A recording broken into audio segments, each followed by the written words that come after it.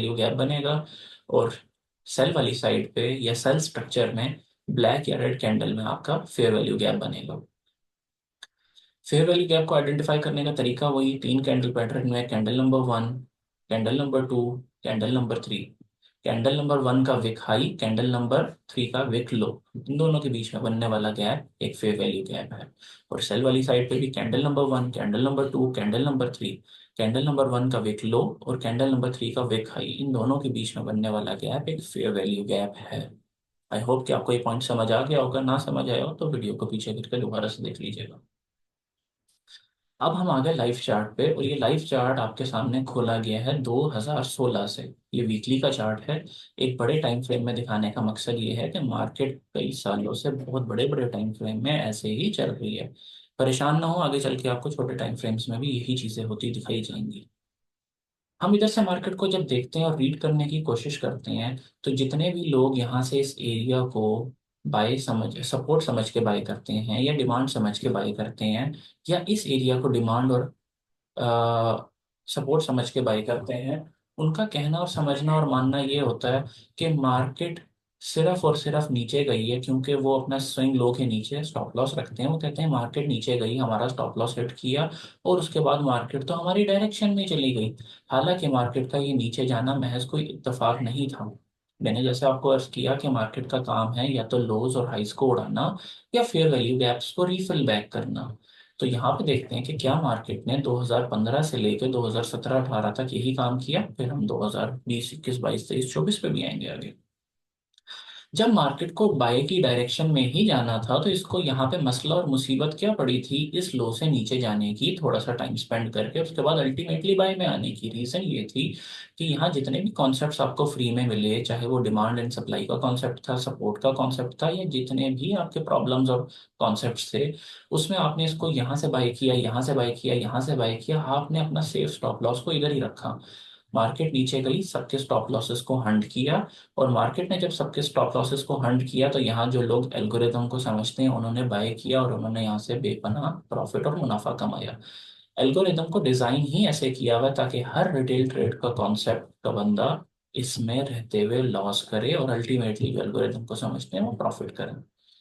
यहाँ मार्केट ने एक लो को उड़ाया, और मार्केट ने यहाँ से अगेन ऊपर मूव ली, और एक एनर्जेटिक मूव के साथ मार्केट ऊपर चली गई। ऊपर मूव करते हुए मार्केट ने इन तीन कैंडल्स को स्टडी करें, तो जो एनर्जेटिक मूव है इसमें candle number one, candle number two, candle number three, the wick high of candle number one, wick low of candle number three, इन दोनों के बीच में एक वैक्यूम क्रिएट हो रहा है, गैप क्रिएट हो रहा है, that is fair value gap. तो हमने सिर्फ इस फेयर वैल्यू गैप को मार्क कर लिया। अब क्योंकि हमारा क्लेम ये है कि मार्केट आपके हाईज एंड लोज उड़ाते हैं, this is the task of the market. जब मार्केट ने ये हाई क्रिएट किया, मार्केट यहाँ से नीचे आती है, थोड़ी देर बाद ऊपर जाके विक की सूरत में इतना सा ऊपर निकल के इस हाई को उड़ा देती है। रीजन क्या थी कि अगर किसी ने इस एग्रेसिव बाय को देख के भी इतना ज्यादा यहाँ से सेल करने की कोशिश भी की, इसको रेजिस्टेंस समझते हुए, याद रहे कि ये वीकली टाइम फ्रेम है, इसको डेली H4 में जाके देखेंगे तो आपको मल्टीपल सप्लाई और रेजिस्टेंस नजर आएगी इधर। किसी ने इसको सेल करने की कोशिश की, तो मार्केट अल्टीमेटली चुप करके ऊपर आई सुकून से। एल्गोरिदम ही ऐसे काम कर रहा है, और आपके तमाम सेल के स्टॉप लॉसेस को हिट कर दिया। अब जब उसने यहाँ पे सेल के स्टॉप लॉसेस को हिट कर दिया, तो मार्केट यहाँ से नीचे आई। जब नीचे आई तो फिर अगेन वीकली में भी और डेली H4 में देख के लोगों ने इसको फिर रेजिस्टेंस और सप्लाई मार्क किया, और यहाँ से सेल करने की कोशिश की। मार्केट ने अगेन यही काम किया, ऊपर जाके इस हाई को उड़ा दिया। जैसा मैंने आपको बोला कि एल्गोरिदम का काम ही है कि वो हाईज एंड लोज को उड़ाता है और फेयर वैल्यू गैप्स को रिफिल बैक करता है। इस हाई को उड़ाने के बाद मार्केट फिर दोबारा आपकी डायरेक्शन में सेल में ही आ गई। अगर इसको सेल में गिर के यहाँ तक आना ही था, तो सर ये यहाँ कहीं से गिर जाती, इसने ऊपर जाके हमारा सेल का किया हुआ स्टॉप लॉस पहले जरूर उड़ाना था। जी बिल्कुल, क्योंकि मार्केट काम ही ऐसे करती है। हाई उड़ाने के बाद मार्केट ने जो एक इंटरम लो आपके पास ड्रॉ किया था, बनाया था, मार्केट अल्टीमेटली नीचे आती है और आपके इस लो को भी उड़ा देती है। इस लो को उड़ाने का मकसद क्या है, एल्गोरिथम काम ही ऐसे करता है, हाईज एंड लोज को उड़ाते हैं, फिर वैल्यू गैप्स को रिफिल बैक करता है। अल्टीमेटली लो को उड़ाने के बाद मार्केट ऊपर जाती है, और कितना परफेक्टली इस हाई के स्टॉप लॉसेस को हंड करती है इस छोटी सी विक की सूरत में। अभी छोटी सी विक आपको वीकली में नजर आ रही है, तो डेफिनेटली किसी ने इस पे जितना मर्जी सेफ स्टॉप लॉस रखो वो हंड हो जाएगा।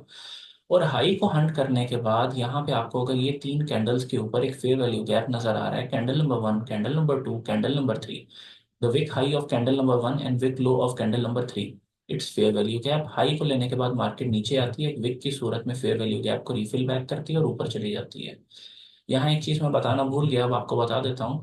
फेयर वैल्यू गैप आपके पास तब तक वैलिड रहता है जब तक मार्केट कैंडल इसके नीचे आके क्लोज ना कर जाए, अदरवाइज मार्केट इसमें जितनी मर्जी दफा टैप इन करे तो वो यूज किया जा सकता है फॉर ट्रेडिंग। यहाँ पे भी मार्केट ने ऊपर एक हाई क्रिएट किया, थोड़ी देर बाद नीचे आके फिर अगेन उसने हाई को उड़ाया, जिसको एक मजाक में हम डिस्कशन में ये कहते हैं कि मार्केट मेक श्योर करती है गिरने से पहले कि कोई सेलर बाकी रह तो नहीं गया। अगर कोई रह भी गया तो उसको भी स्टॉप हंट करेंगे और उसके बाद मार्केट गिरेगी। अब मार्केट गिर के अगर आप ओवरऑल यहाँ तक इस स्ट्रक्चर को समझ लिए है, तो आप ये देखें जो हमने ये फेयर वैल्यू गैप मार्क किया था, मार्केट अल्टीमेटली गिर के इसमें आई और यहीं से वापस क्यों गई, इसको ये यहाँ से वापस क्यों नहीं गई है, इससे ज्यादा नीचे क्यों नहीं आ गई।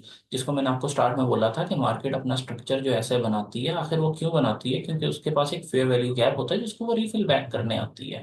तो सेम गोज विद, यहाँ उसके पास एक फेयर वैल्यू गैप था, ये सिर्फ उसको रिफिल बैक करने नीचे आई है। सवाल लेकिन ये है कि क्या इसको जब रिफिल बैक करने आई है तब एल्गोरिदम ने काम किया? जी बिल्कुल किया। कैसे? I explain you. हमने यहाँ तक डिस्कस कर लिया था मार्केट को। मार्केट ने यहाँ पे आपके पास क्या किया दोबारा, मार्केट सिर्फ ऊपर गई। अब जब उसने अपना स्ट्रक्चर चेंज कर लिया, अभी उसकी डायरेक्शन नीचे सेल वाली साइड पे है, तो अभी तक हाईज उड़ रहे थे और अब आपके पास लोज उड़ेंगे, तो मार्केट ने एक ये लो बनाया। लो बनाने के बाद मार्केट ऊपर गई और नीचे आके खूबसूरती के साथ इस लो को उड़ा दिया गया। फिर मार्केट ट्रेस बैक करके ऊपर गई और मार्केट सीधी सीधी नीचे आई और उसने आके इस लो को उड़ा दिया। इस लो को जब उसने मोमेंटम के साथ उड़ाया, तो इन तीन कैंडल्स को स्टडी करें, candle number one, candle number two, candle number three, तो आपको यहाँ पे एक बेरिश फेयर वैल्यू गैप नजर आ रहा है with low of candle number one, with high of candle number three. ये जो कैंडल नंबर थ्री है, ये फेयर वैल्यू गैप है। मार्केट ने इसको रिफिल बैक किया और जैसे मैंने आपको बोला कि मार्केट में बॉडी की क्लोजिंग इससे ऊपर नहीं होनी चाहिए, मार्केट विक्स बाहर जा सकती है, विक्स बाहर गई, फेयर वैल्यू गैप की रिस्पेक्ट हुई और मार्केट अल्टीमेटली नीचे आके आपके इस गैप को रिफिल बैक कर गई। इसके बाद भी मार्केट एज इट इज आपके एल्गोरिदम को फॉलो करते हुए ही ऊपर गई। एक बड़े स्ट्रक्चर में तो हमने देख लिया कि मार्केट ने अपने स्ट्रक्चर को कैसे कंप्लीट किया और कैसे फेयर वैल्यू गैप्स को रिफिल बैक किया और कैसे हाइज एंड लोज को उड़ाया।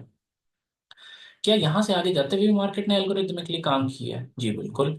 मार्केट जब यहाँ से ऊपर गई तो यहाँ पे आपको एक फेयर वैल्यू गैप बनता क्रिएट होता नजर आया, candle number one, candle number two, candle number three, wick high of candle number one जो कि ये है, and wick low of candle number three जो कि ये है। बेशक एक छोटा फेयर वैल्यू गैप है, लेकिन जब एल्गोरिदम का असूल ही ये है तो उसको रिस्पेक्ट और फॉलो वैसे ही करता है। फेयर वैल्यू गैप बना, मार्केट ने फेयर वैल्यू गैप को रिफिल बैक किया और ऊपर जाके इस हाई को उड़ा दिया।